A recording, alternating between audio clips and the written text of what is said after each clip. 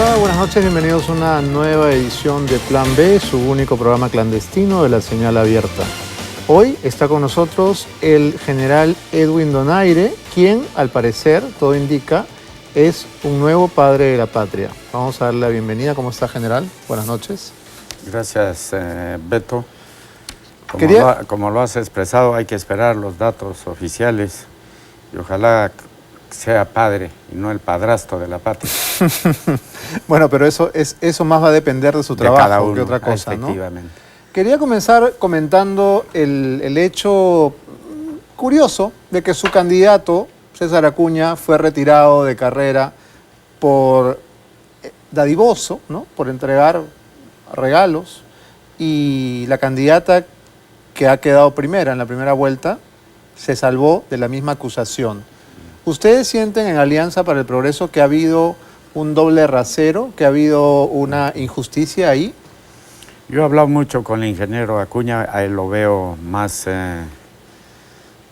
tolerante, pero yo quizá en mi formación militar hago mención a lo que dijo Gandhi: cuando una sentencia es injusta, lo correcto es desobedecer. Y yo creo que el jurado, el OMPE, los que han decidido esto, lastimosamente no han desempeñado un papel o no han estado a la altura de las circunstancias, porque si va a haber algún tipo de victoria, yo pienso que será írrita, porque no se ha medido a todos en la misma medida, ¿no? Cuando dice que si hubiera una victoria de Keiko Fujimori, esta sería írrita, ¿se refiere a que para usted no tendría legitimidad? En el sentido de que si a todos una disposición, una norma no se aplica o se hace diferencia entre uno y otro, más aún que en el caso del ingeniero Acuña, que ha sido por un objetivo altruista, y el otro o cerveza o celulares, etcétera, no me parece de verdad justo y ha sido parcializado. Y me hace acordar esto, y este mismo jurado, cómo ha actuado en una forma ilegal y arbitraria en el caso del presidente regional de Ayacucho, Oscorima, que estaba inhabilitado judicialmente. Y sin embargo, yo no sé, por decir, el plazo y el límite para poder inscribirse como candidato era el 8 de abril, y él estaba inhabilitado en agosto, y lo habilitaron. Entonces, el pueblo, menos mal hace un delincuente que un mal juez, ¿no?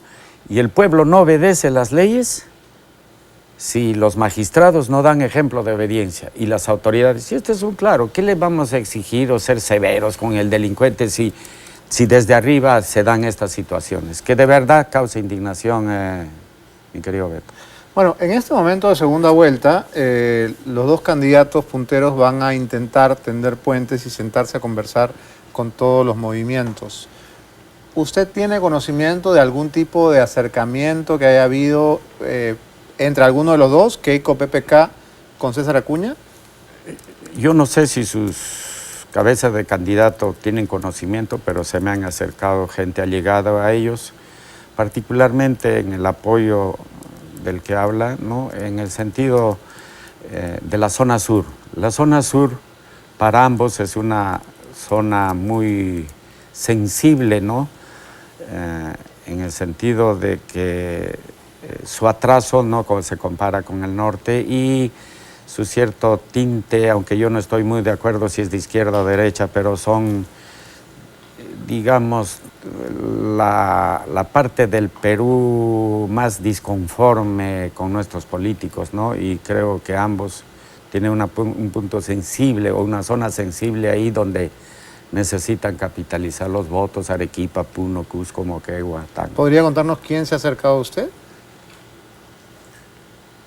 Creo que si usted me invita en el valor de la verdad, puedo contar esas intimidades. Quiero ganarme mi plata también, pero bueno, ya estuvo en el sillón blanco, pero le faltaba un par de pasos para llegar al sillón rojo. Me hizo caso, pues. Yo le dije, ya, y después me tuvo que rogar para que siga en la contienda, porque yo le dije, si no seguía en la última fase, yo me retiraba, y era la pregunta tan sencilla. Sí, pues. No, si usaba o no usaba esa cuestión, don esa Beto. cuestión. Sí. Bueno, pero en todo caso, diera la sensación de que el electorado de César Acuña y el de Keiko son parecidos, que tienen unas bases similares. Eso podría significar que el partido Alianza por el Progreso podría estar un poquito más cerca de Fuerza Popular que de PPK. Sería irresponsable decir a quién estamos más cerca, pero yo le quiero decir algo personal y bueno, está de viaje el ingeniero Acuña y vamos a tomar una decisión porque definitivamente el sur, humildemente no tengo cierta...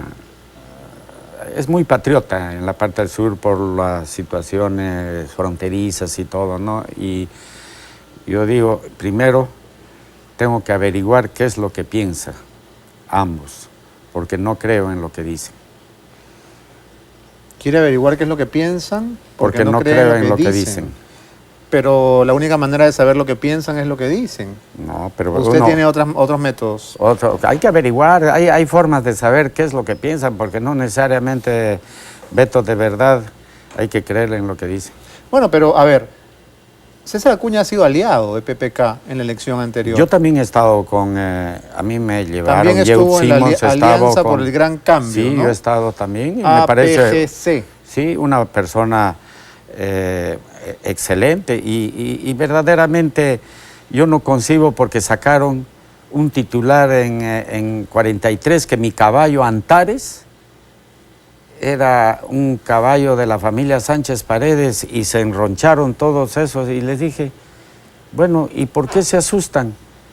Usted, Lourdes Flores, no tiene lo de Cataño o Humberto Olay que el diezmo había cuestiones muy oscuras. A ver, cuénteme esa parte que no la he escuchado.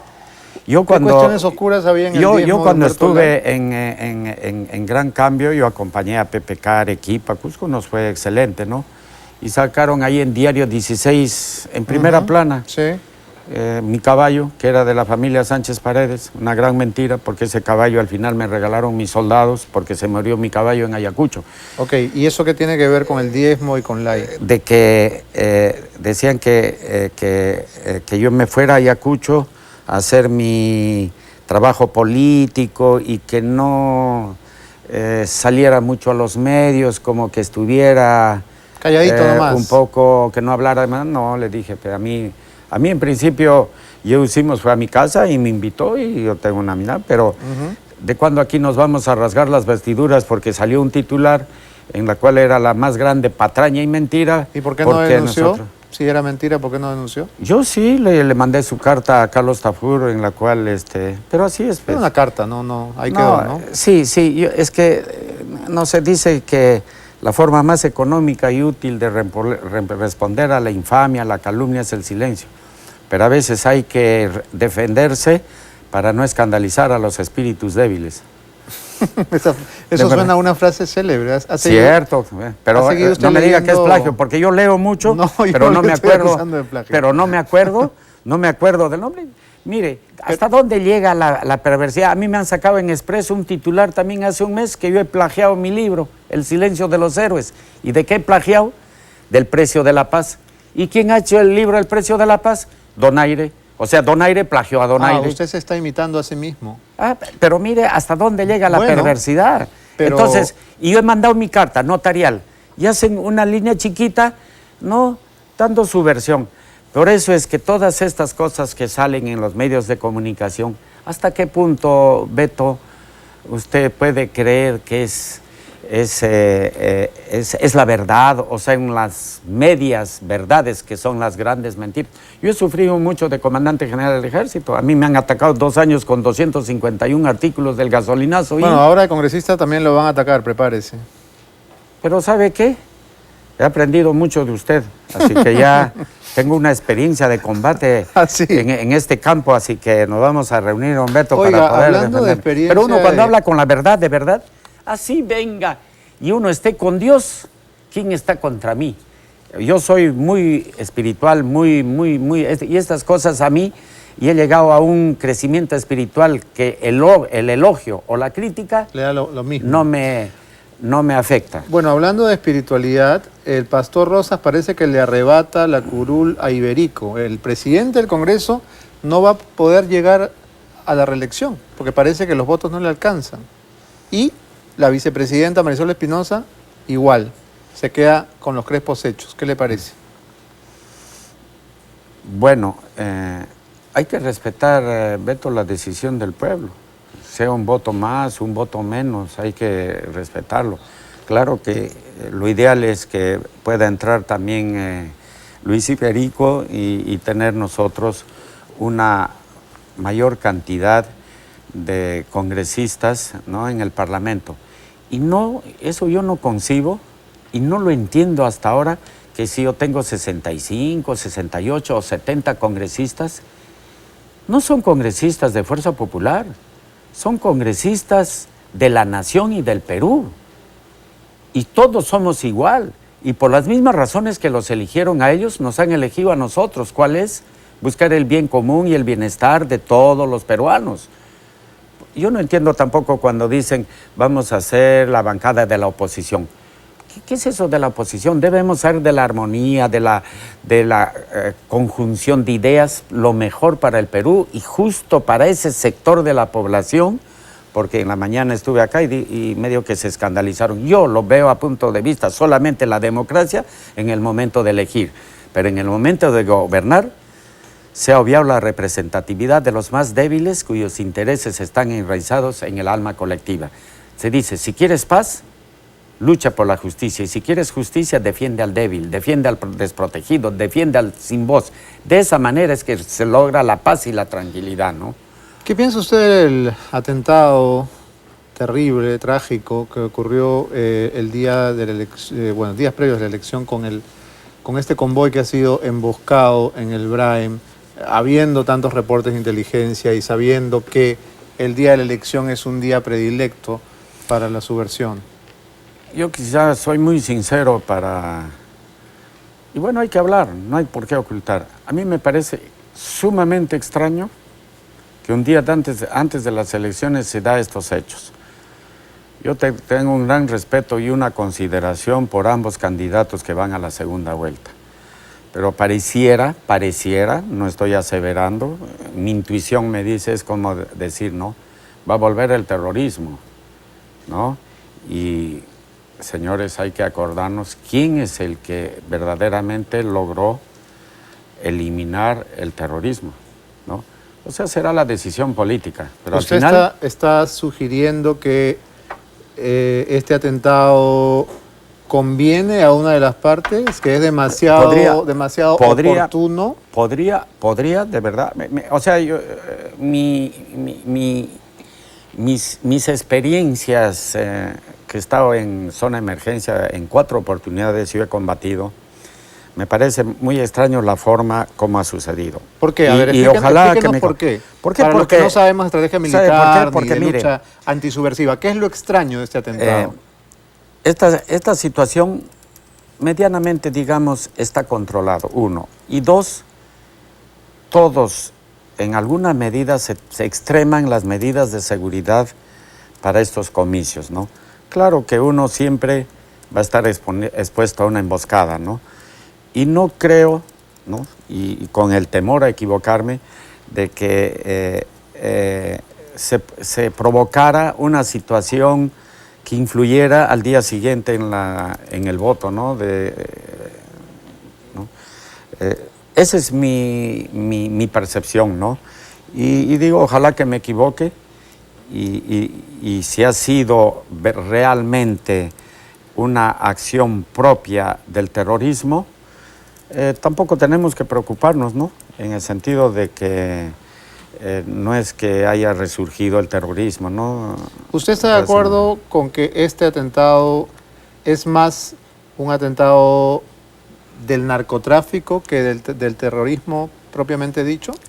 Sí, es más del narcotráfico, efectivamente, como usted lo dice, que del terrorismo, porque cuando hay presión policial para evitar la salida, ¿no?, de la droga, ¿no?, el narcotráfico es el más interesado, ¿no? Pero hay otra situación colateral también en el sentido de que, como se dice vulgarmente, alborotar el gallinero con una situación de este tipo hace que se extremen las acciones y las operaciones, ¿no? Entonces, no son ningunos tontos también los narcotraficantes de alborotar el gallinero con una situación de emboscada, porque sabe que va a haber una reacción de las Fuerzas Armadas para búsqueda de los autores, ¿no?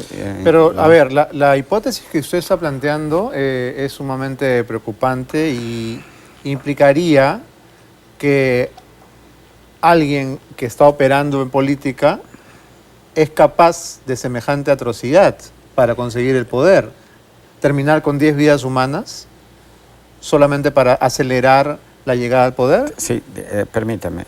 Efectivamente, ahí quería llegar. Es muy, vamos a decirlo grave, la forma como yo pienso, y no tendría perdón de que se juegue con vidas humanas. Quizá mi experiencia que he tenido se llega a extremos de ese tipo. No conozco acá a nivel nacional, pero internacionalmente sí ha habido muchas situaciones de ese tipo que se provocan situaciones para lograr un objetivo perverso, ¿no? A costa de vidas humanas. Dios quiera que tenga temor a equivocarme.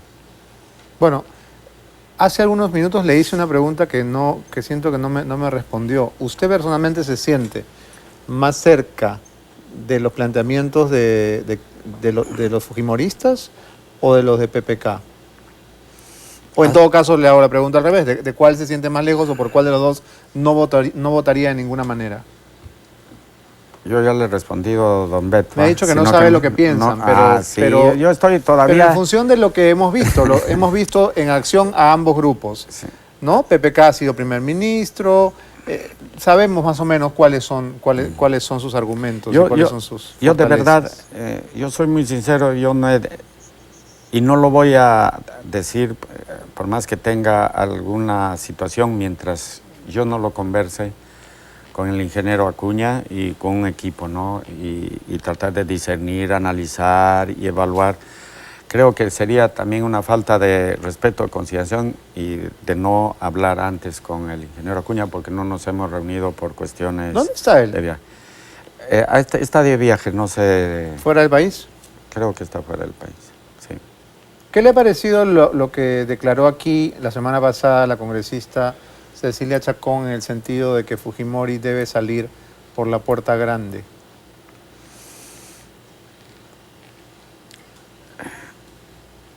Yo he tenido, no sé si la buena, mala suerte, bueno, no, ninguna de las dos. Yo en mi carrera militar he estado ejerciendo con el presidente Fujimori, he estado con Toledo, he estado con Alan García. Y la gracia, el hecho de darle, de que vaya a un arresto domiciliario o la puerta grande, es algo inmerecido. Esa es la gracia, ¿no? El indulto, lo que se llame. Creo que no estoy de acuerdo porque eso es más que todo un acto, no sé si entrar la parte de misericordia, de ser más humano. Yo estoy de acuerdo, pero no en la puerta grande. No ha propuesto un indulto ni un perdón, sino ha dicho que yo creo, el juicio debe ser anulado. No, creo que eso, yo he vivido todo ese tiempo, he sido el patito feo en la época del presidente Fujimori porque, bueno, mi carácter era un poco, pese a que he sido asesor del ministro de Defensa y 3 asesores se han ido a la cárcel, los ministros de Defensa, pero por no hacerme caso de lo que yo le decía tal o cual cosa. Y he visto, sí, una presión muy, muy fuerte de influencia sobre los ascensos a la Fuerza Armada, ¿no? Y creo que no hay razón, de verdad, de que tenga que salir por la puerta grande, que tenga como un acto de humanidad. Yo estoy absolutamente seguro de hace 10 o 12 años, hizo mucho, tenemos que reconocer, porque antes no hubo una voluntad política de combatir el terrorismo, ¿no? Después, con el ingeniero Fujimori, hubo la voluntad política de combatir el terrorismo, ¿no? Y bueno, tiene sus méritos que hay que reconocerlo, pero por otro lado también hay situaciones que llegaron pues, a límites de corrupción, de influencia y particularmente en la Fuerza Armada de fondos que hayan derivado al servicio de inteligencia con otros fines.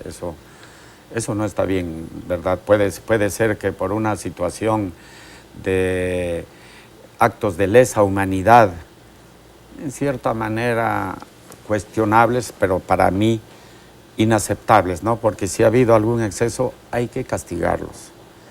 Yo estaba en la zona de emergencia y creo que el mejor general es aquel que gana la guerra sin pelear, ¿no? Con pura inteligencia, ¿no? No he tenido teléfonos satelitales, no he tenido chalecos antibales ni visores nocturnos y hemos tenido éxitos con pura inteligencia, y la inteligencia necesita un ascendiente profesional y moral y sobre todo un alto grado de honestidad.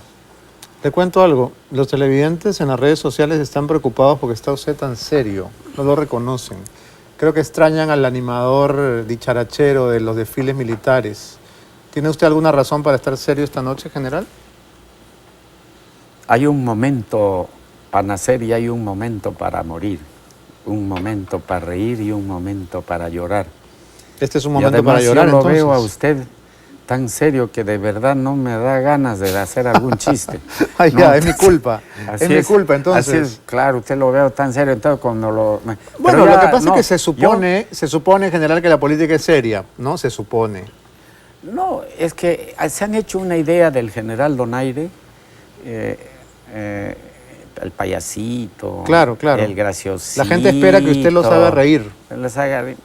¿Y sabe qué? Ese payasito, ese graciosito, bueno, llegó a comandante general del ejército y no he perdido ningún ascenso, y esto, qué feo es decir que fui esto, lo otro, ¿no? Pero la situación amerita, ¿por qué? Me pregunta por qué, por a veces payaso, ¿no? El payaso, ese payaso y ese gracioso, he tenido que mandarlos a su casa a muchos oficiales de alta graduación por situaciones irregulares. Ese payasito salió número 1 en Argentina, que hice toda mi carrera, ¿no? Y ese payasito también ha salido número 1 en Alemania. Tener buen humor no significa que usted no pueda hacer las cosas. Mis detractores dicen, ¿cómo ese payasito, ese loquito, ese graciosito, ¿vale? Y de verdad, ¿a quién le llaman loco? Al que quiere hacer las cosas de diferente manera. Beto, si nosotros no hacemos o no pensamos diferente, no vamos a cambiar. Si seguimos pensando o haciendo las cosas de igual manera, vamos a seguir igual. Entonces hay que cambiar, hay que ser original, hay que ver. Por ejemplo, el desfile del Paso Ligero. Pucha, todos me miraron con una cara y le dije, oiga, tienen 2 meses, hay que innovar.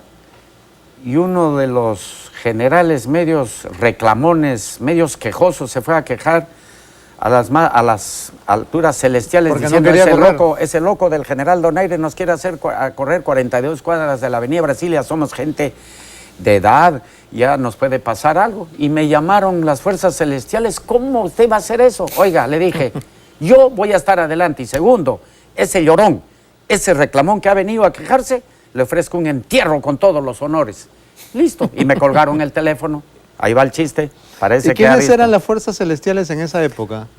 Ya, usted va a averiguar, ya. No me acuerdo en qué época fue, pues. ¿Fue con Toledo o fue con Alan? Ahora lo van a enfrentar ya, más o menos. Va por buen camino. ¿Y por qué no implementa alguna de estas novedades suyas en el Congreso para que todos esos panzones hagan abdominales, planchas, ranas, sentadillas? Voy a esperar los resultados oficiales porque me pueden malograr todos los planes que tengo para el Congreso.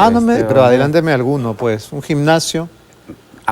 Una pista de comando, para que se arrastren ahí. De verdad, mire, por ejemplo, vamos a ver, lógicamente voluntario. ¿Usted cree, por decir, ir un grupo de congresistas al BRAE, patrullar 2 o 3 días? Fantástico. ¿Sí o no? Por supuesto, gran idea. Y mira, hay que ver, y le voy a contar así rapidito para que sería. Yo, cuando estaba de asesor del ministro de Defensa, me llama el presidente y me dice que quieren ir 6 congresistas al puesto de vigilancia porque había la situación con el Ecuador. Lo llevé a un puesto de vigilancia al sitio más desgraciado, a los 6 congresistas. Bajando del helicóptero le digo al piloto, se ha malogrado el helicóptero. ¿Cómo? Se ha malogrado el helicóptero. Pero está bien, mija. Oiga, se ha malogrado. Yo quería que pasen una noche en un puesto de vigilancia donde están mis soldados. Dios escuchó mis plegarias y la naturaleza se ensañó contra los congresistas. Empezó primero unos vientos huracanados que se movía todo. Vino una lluvia torrencial. Después de la lluvia, normalmente las culebras salen. Y había una mujer que se le metió la culebra por acá, empezó a gritar a medianoche. ¿Una congresista? Una congresista. Nunca se le había metido una culebra. Don Beto, ¿no ve? Ya, mira la cosa. Usted está pidiéndome que pierda la seriedad, vamos a perderla, tan pues. Serio, ya se le metió la culebra, pero como la culebra es fría, no era lo que usted piensa. Ya, entonces, ya gritó. De ahí, pucha, que las ratas, en las vigas de la... ¿Cómo se llama? No voy a hacer ninguna broma con las ratas. ¿Por qué? Porque yo dije... Porque ya está, ya es obvio. No, la rata, de verdad, las ratas son allá, que por ahí parece que están haciendo un curso de paracaidismo, cayó sobre los congresistas, y el aguacero se metió el agua a donde estaban los camastros, digamos, porque eran de palos nada más. Después vinieron los mosquitos, y ahí a uno lo agarró. El que en la selva se queda con el pie y el dedo gordo lo deja al descubierto, es una víctima del murciélago. Y lo único que se da cuenta es al día siguiente cuando empieza a chorrar sangre, porque el murciélago anestesia, tiene tan aterciopelado que anestesia... La saliva es anestésica, anestésico, pues. Sí, claro. Y al día siguiente todos querían salir corriendo. Bueno, me todos, parece los 6 que congresistas. Esa es una prueba estupenda. Usted debería invitarlos. Yo lo voy a invitar. Bancada por bancada. Y todavía le dije al mecánico, ¿sabe qué? Arregla la paleta del... ¿no? Y con cinta scotch ha estado... cinta scotch, ¿no? Y los congresistas subiendo, ¿y qué cosa está haciendo? No, la paleta del helicóptero se ha rajado, así que lo estamos improvisando pegando, hasta claro, lo más. Claro. Se regresaron de nuevo. Vieron el puesto, pucha, nos vamos, nos regresamos, ya entraron en el helicóptero. Pero mire, ¿cómo es esa labor sacrificada del policía, del marino, del soldado? De verdad que es bien, Beto. Y creo que yo no acepto que este señor de presidente de la República le haya quitado esa pensión renovable de todos los policías, marinos, aviadores y soldados que han puesto el pecho por la pacificación nacional y miembros del Comité de Autodefensa. No tiene perdón y tiene el rechazo y el repudio de toda la Fuerza Armada al señor Humala. Eso no es justo, de verdad. Que lo está escuchando y que además... Que me escuche. Y que además es parte de la Fuerza Armada. Pero mire, pues, comandante, si un comandante es presidente, usted podía ser astronauta, Beto. Ya, perdón. Pucha, mañana me voy. Y aquel camarógrafo podía ser marciano, extraterrestre, no sé. O sea, entre gitanos no vamos a adivinar la suerte. Un comandante, ¿cuántos peldaños abajo de usted está, más o menos? Mire, le falta mi comandante, coronel, general de brigada, general de división, general... 5 peldaños más abajo. Y de verdad... bueno, yo estoy escribiendo mi libro, Memorias de un soldado, pero tengo que hacerlo pasar antes por un abogado porque puedo terminar en la cárcel. Por si acaso, ¿no? Puedo terminar en la cárcel porque hay situaciones un poco delicadas. Bueno, no voy a poner nombres, pero de verdad he visto yo en el ejército cuestiones muy lesivas al interés nacional que es necesario que la opinión pública lo sepa. General, tenemos que hacer una pausa. No muy se vaya. Amable, ya regresamos, esto es Plan B.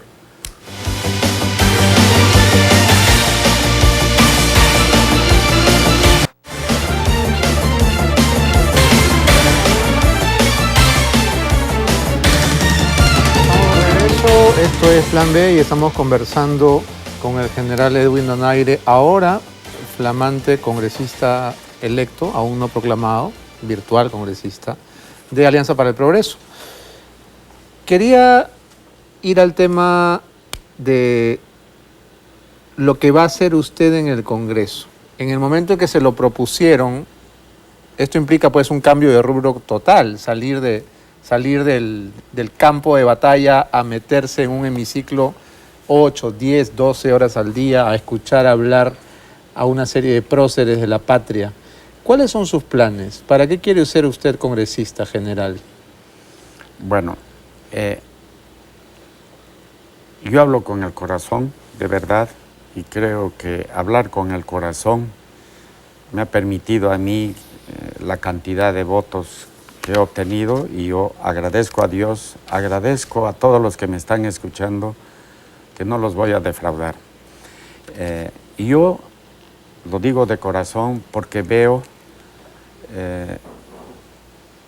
que en el Perú profundo, en las comunidades andinas, campesinas, nativas, se ha obviado la representatividad de las grandes mayorías y de los más débiles, como le decía, y cuyos intereses están enraizados en el alma colectiva.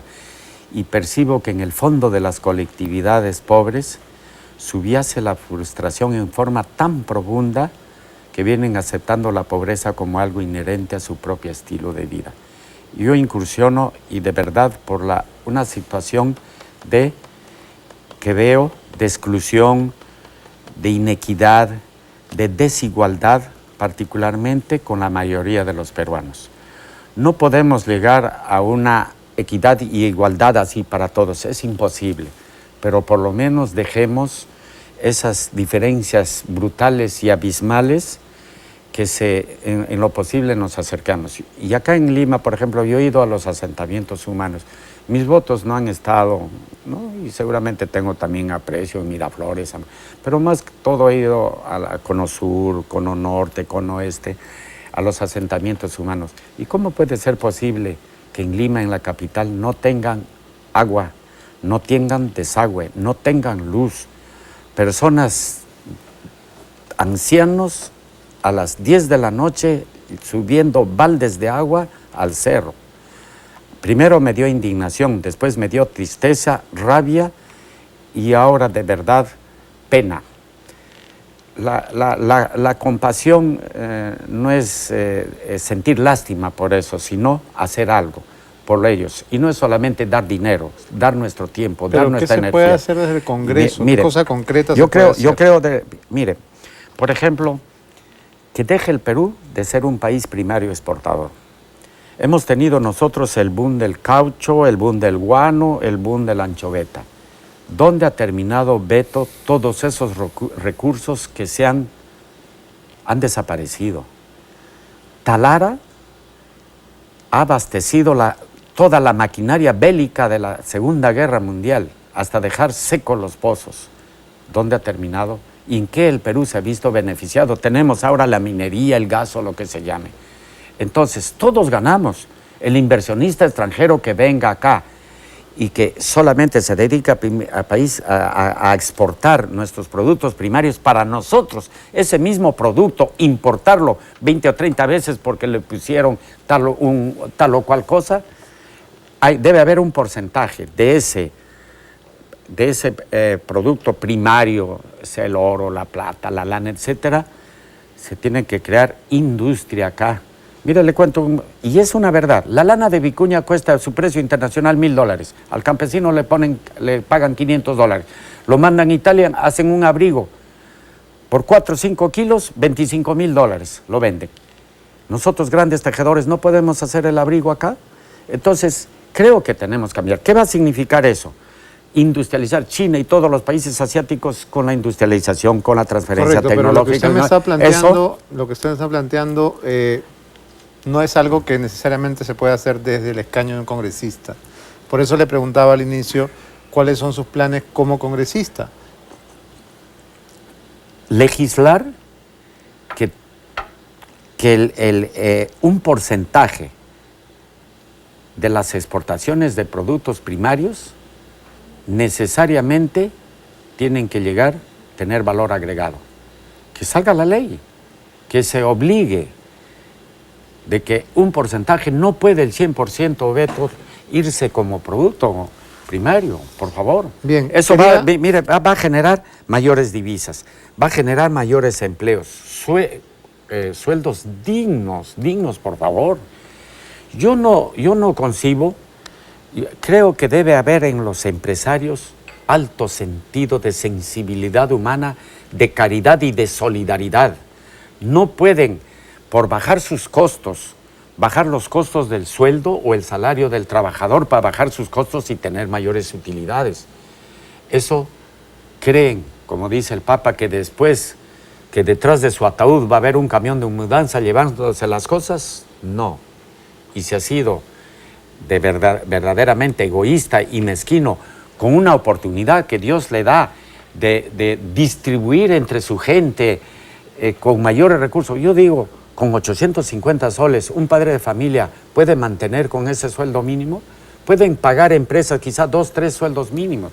Entonces, creo que la labor del congresista, y creo así, de verdad, tiene que tener alto sentido de sensibilidad humana y conocer el Perú, conocer todos los problemas. Otro le digo, por ejemplo. Tengo una duda, general.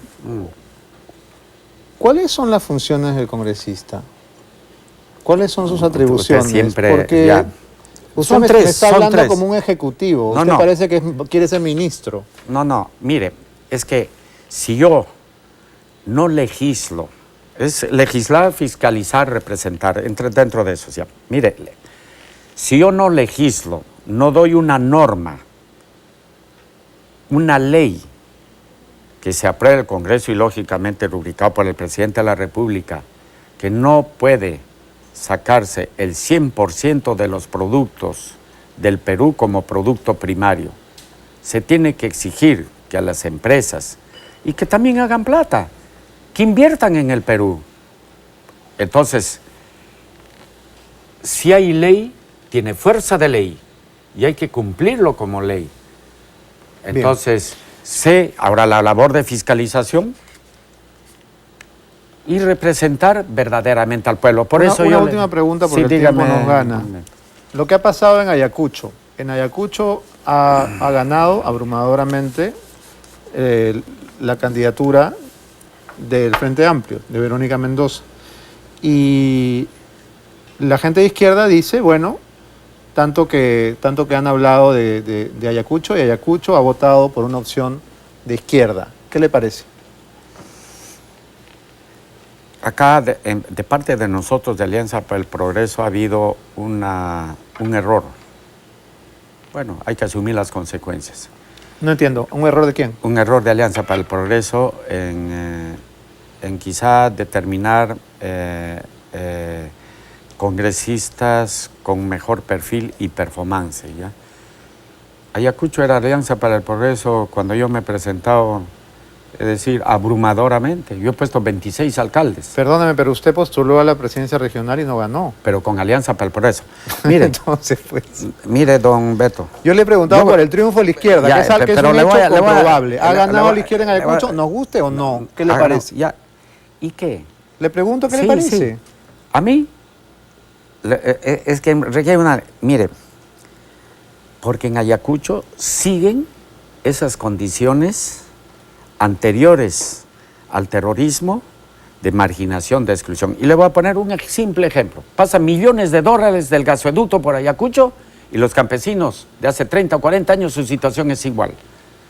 Entonces, y nosotros los ayacuchanos llevamos en la sangre cierto sentido, ahí estuvieron los chancas, los pocres de rebeldía y las condiciones, cuando el sudor, la sangre, las lágrimas, la marginación, la discriminación, duermen y comen juntos, nace la subversión.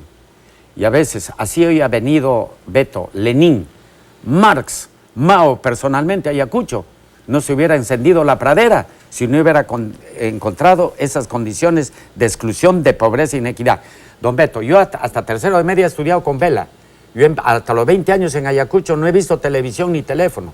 Teléfono era 2 latas con una pita y decía, deje su mensaje. ¿Pero qué significa este triunfo de la izquierda, general? ¿Significa que va a volver sendero? ¿Es lo que me está diciendo? No. Es una conclusión absolutamente descabellada. Es la frustración, es el abandono del Estado y a los mismos políticos tradicionales de que no hay la equidad, y ven una salida, no en absoluto, no vayan a equivocarse que como que estoy haciendo apología al terrorismo.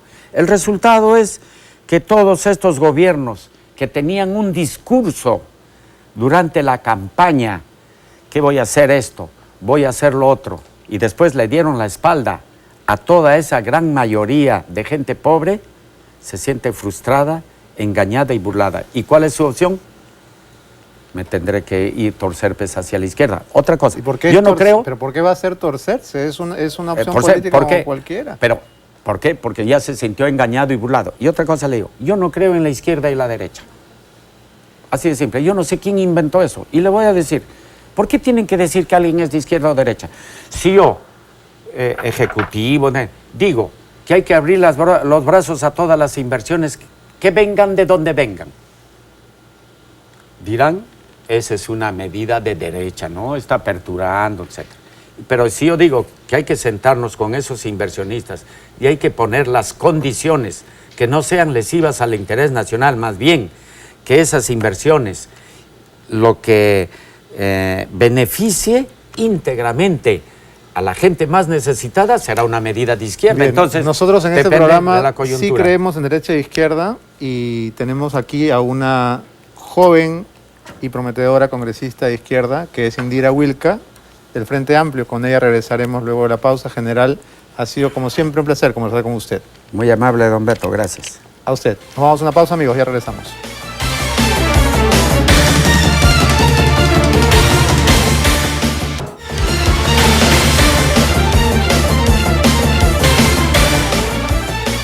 Estamos de regreso, esto es Plan B y ahora vamos a conversar con la congresista Indira Wilca del Frente Amplio.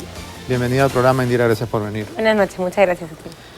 Bueno, quería empezar comentando contigo algo que seguramente habrás leído en las redes. Me parece que es un post de esta chica Verónica Ferrari.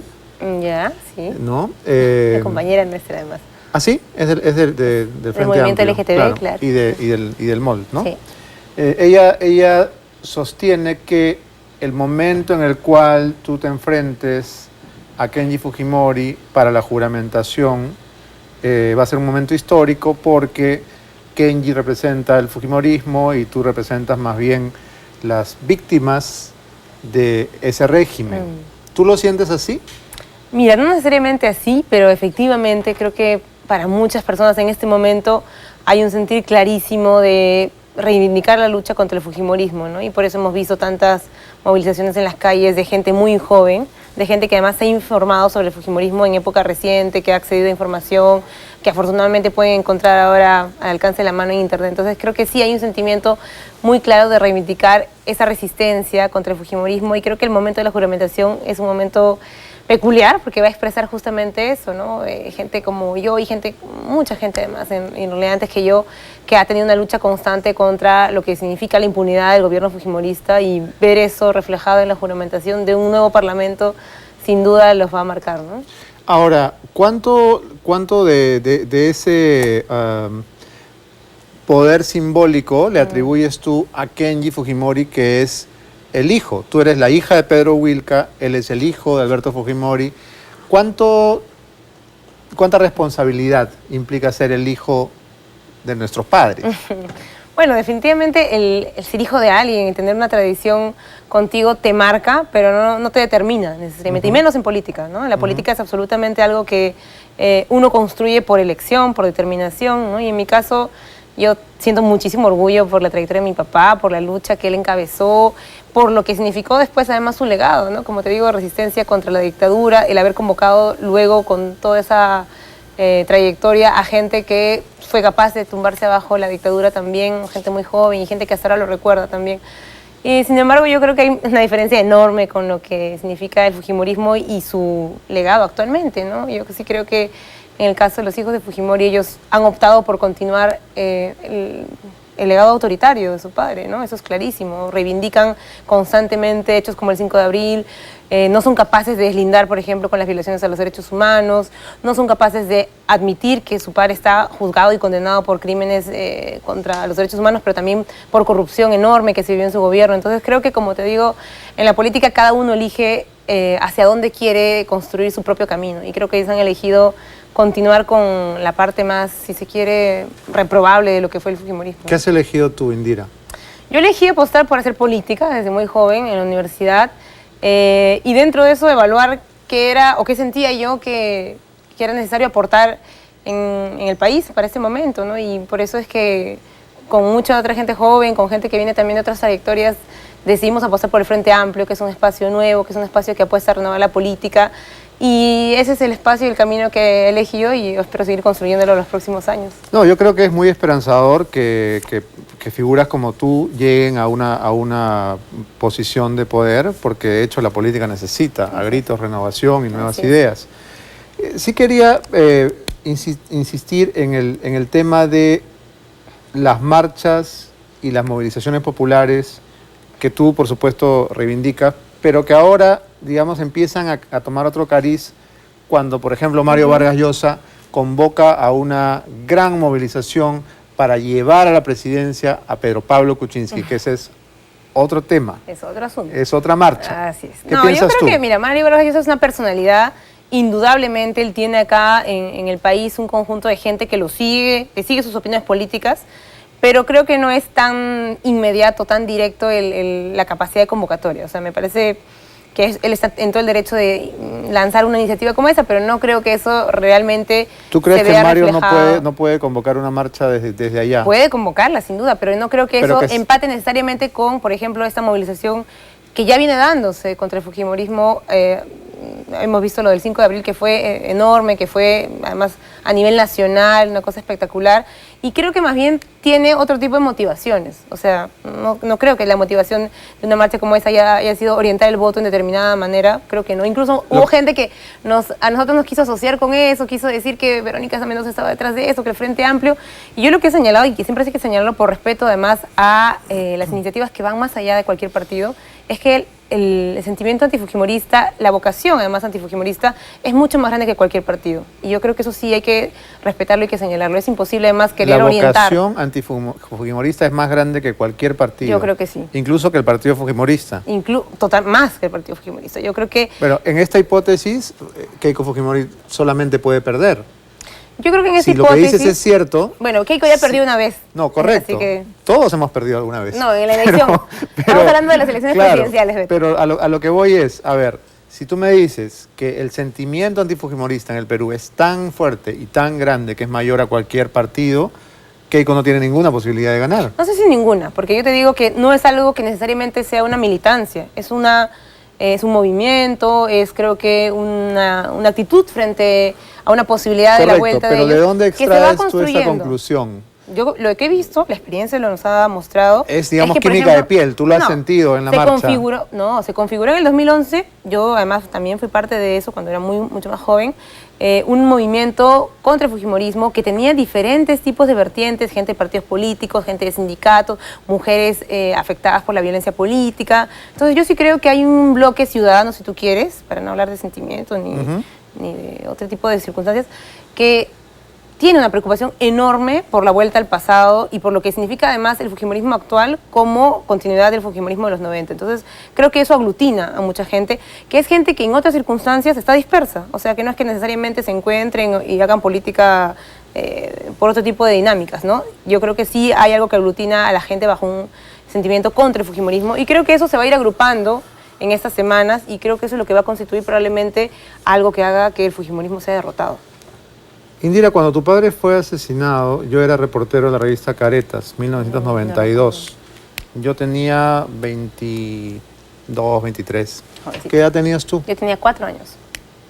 ¿Recuerdas algo de tu papá? Recuerdo muchas cosas de mi papá, sí, sí, claro. Sobre todo la dinámica nuestra como familia era una dinámica muy cercana a la de los trabajadores, ¿no? Mi papá era un dirigente nacional, ya dirigente de la CGTP, pero en mi casa siempre había un vínculo muy cercano con todo tipo de trabajadores, ¿no? Desde trabajadores del sector estatal, de los bancos, de construcción civil, gente que venía a buscarlo, a pedirle consejo, incluso hablar con él en términos más humanos, ¿no? Como amigo, era muy amigo de muchísima gente, o sea, tenía un lado humano muy fuerte, entonces yo tengo muy viva esa imagen, ¿no? De mi casa llena de gente que venía a buscarlo, gente que no necesariamente eran sus amigos cercanos, pero que confiaban mucho en él y lo buscaban cada vez que sentían que tenían un problema, ¿no? Entonces, esa imagen de un espacio lleno de personas unidas seguramente por un vínculo más allá del amical o del familiar es muy fuerte, sí, todavía permanece en mí.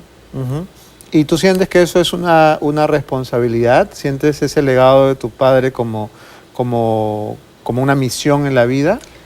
Yo no diría que una misión en la vida, como te digo, en política uno va descubriendo qué camino desea construir. Y yo, evidentemente, la historia de mi papá y la forma además en la que ocurrió su asesinato, a mí me generan indignación y siempre han motivado la búsqueda de justicia. Y creo que hay formas distintas de continuar ese legado, ¿no? Yo no soy, por ejemplo, dirigente sindical, ¿no? Soy una trabajadora de otro tipo, si quieres, ¿no? Pero definitivamente influye mucho en mí, ¿no? El saber, por ejemplo, que tras su muerte la gente no se resignó a la dictadura, sino que salió a movilizarse, la juventud salió a movilizarse, pudieron frenar la dictadura, pudieron además descubrir la red enorme de corrupción que había tras el fujimorismo, descubrir los crímenes de Vladimiro Montesinos, en fin, no resignarse a la versión oficial de la historia.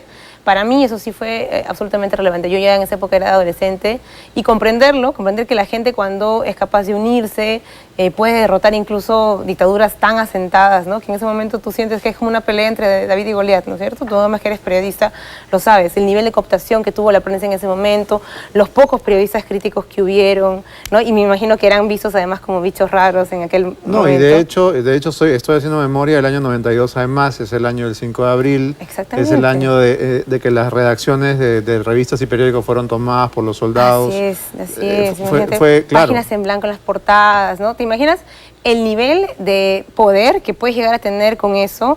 Los militares en las calles, los tanques, los militares sugestionándose con Vladimiro Montesinos. Entonces, pensar que eso no podía terminar solamente porque ya era un nivel absoluto de control sobre la sociedad y sobre el Estado, es algo que pudo haber sentido mucha gente. Sin embargo, la gente resistió, la gente se organizó, la gente creo que supo dar una batalla ampliando, como te digo, este bloque democrático, si se quiere, y pudo derrotar la dictadura. A mí eso sí me movilizó mucho, ¿no? Me marcó bueno, mucho. así como tengo memoria de la tragedia de tu padre, también tengo memoria de otros hechos terribles en nuestra historia reciente que tienen que ver con terrorismo. Y no me tengo que remontar a cuando yo era adolescente, porque hemos visto en los días previos de a la elección terrible. Este asesinato tremendo, que sigo sintiendo no causa la indignación, el estupor, el luto nacional que debería ocasionar. ¿Tú cómo te has sentido y qué reflexión podrías hacer sobre lo que pasó? A nosotros nos preocupó muchísimo. De hecho, cuando nos enteramos, Verónica emitió también un pronunciamiento suyo a nivel personal porque, como tú dices, efectivamente hay capítulos de nuestra historia que parece no se han cerrado y que parece que se van agravando además en combinación con otras actividades igualmente peligrosas, ¿no? O sea, la forma en la que este grupo remanente de Sendero se ha apropiado de una parte de nuestro territorio y que parece que el Estado mismo no puede volver a tener control sobre él, la forma en la que se ha aliado con el narcotráfico y posibilitan que nuestro país sea casi un narcoestado y que parece que esto ocurriera con la total complicidad de quienes deberían garantizar la seguridad. A mí sí me preocupa, ¿no? Y yo, como lo he dicho también antes, creo que es un tema de seguridad en el que tienen que intervenir las Fuerzas Armadas seguramente, pero también hay un nivel de corrupción enorme que permite que, por ejemplo, o sea, lo que producen estos narcoterroristas salga por los puertos del país, salga por los aeropuertos, o sea, y nadie pueda controlarlo. Correcto. A mí sí me parece absolutamente indignante y hay una gran complicidad y hay una gran corrupción que lo permite, ¿no? Bien, Indira, lamento no haberle quitado 20 minutos al general Donaire para seguir conversando contigo. El tiempo nos ganó, pero te comprometo a venir nuevamente por acá. Estaremos nuevamente porque además tenemos, creo yo, que una tarea. Nuestra tarea, como hemos dicho ya, es la de ser oposición. Sí creo, como yo sí dije por el general Donaire, sí se puede hacer una oposición que proponga cosas. De hecho, hemos propuesto una agenda de temas. Para empezar el 28 de julio, no discutiendo sobre qué color es nuestra ropa, sino para empezar a discutir, así es, roja, muy roja, pero sobre todo empezar a discutir propuestas que yo sí creo que pueden llegar a generar coincidencias con los congresistas de otras bancadas, pero poniéndolas sobre la mesa muy claramente y transparentando cuáles son nuestras vocaciones. Muchas gracias y mucha suerte en la enorme tarea que te espera. Gracias, Beto. Nosotros nos despedimos hasta mañana y los dejamos con 24 horas. Chau.